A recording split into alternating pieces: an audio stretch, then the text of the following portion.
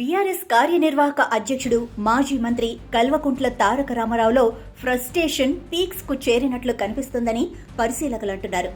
గురువారం అనగా జనవరి 9న దాదాపు 7 గంటల పాటు ఏసీబీ విచారణ ఎదుర్కొన్న కేటీఆర్ బయటకు వచ్చి మాట్లాడిన మాటలు చూస్తుంటే ఫార్ములా ఈ కార్ రేసులో ఆయన పూర్తిగా ఇరుక్కున్నారని అర్థమవుతోందని అంటున్నారు. ఫార్ములా ఈ కార్ రేస్ కేసులో కేటీఆర్ను ఏసీబీ అధికారులు గురువారం అనగా జనవరి 9న సుదీర్ఘంగా విచారించిన సంగతి తెలిసిందే.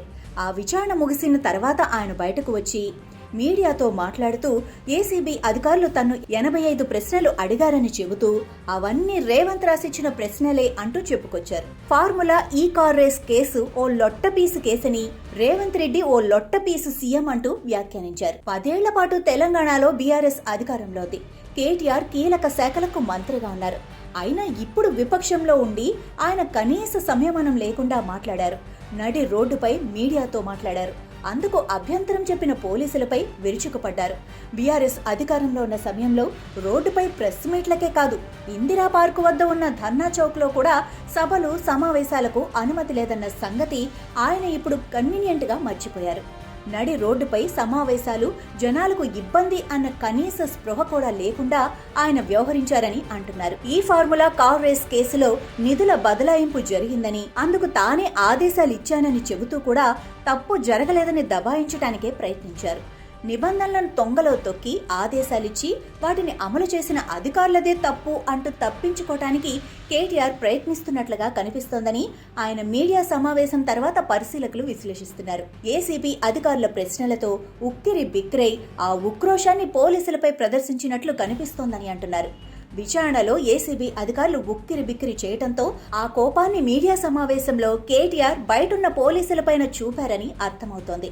విశ్వసనీయంగా అందిన సమాచారం మేరకు ఏసీబీ విచారణలో అధికారులు అడిగిన ప్రశ్నలకు కేటీఆర్ దొంకటిరుగుడు సమాధానాలు ఇచ్చారు. ఫార్ములా ఈ కార్ రేస్ కేసులో నిబంధనల ఉల్లంఘన జరిగిందని అంగీకరించలేక, జరగలేదని గట్టిగా చెప్పలేక కేటీఆర్ ఇబ్బంది పడ్డారని చెబుతున్నారు. ఎన్నికల కోడ్ అమల్లో ఉన్నప్పుడు విదేశీ కంపెనీకి నిధులు ఎలా బదిలీ చేస్తారన్న ప్రశ్నకు కేటీఆర్ ఆ విషయం అధికారులకు సంబంధించిందని తప్పించుకోవటానికి ప్రయత్నించినట్లు సమాచారం. అలాగే ఒప్పందం నుండి తప్పుకున్న కంపెనీపై లీగల్ యాక్షన్ ఎందుకు తీసుకోలేదన్న ప్రశ్నకు ఆయన నేరుగా బదులివ్వలేదని తెలుస్తోంది. ఎంతసేపు ఫార్ములా ఈ కార్ రేస్ నిర్వహణ ద్వారా హైదరాబాద్ బ్రాండ్ పెంచేందుకు తాను ప్రయత్నించానని చెప్పుకున్నారని అంటున్నారు.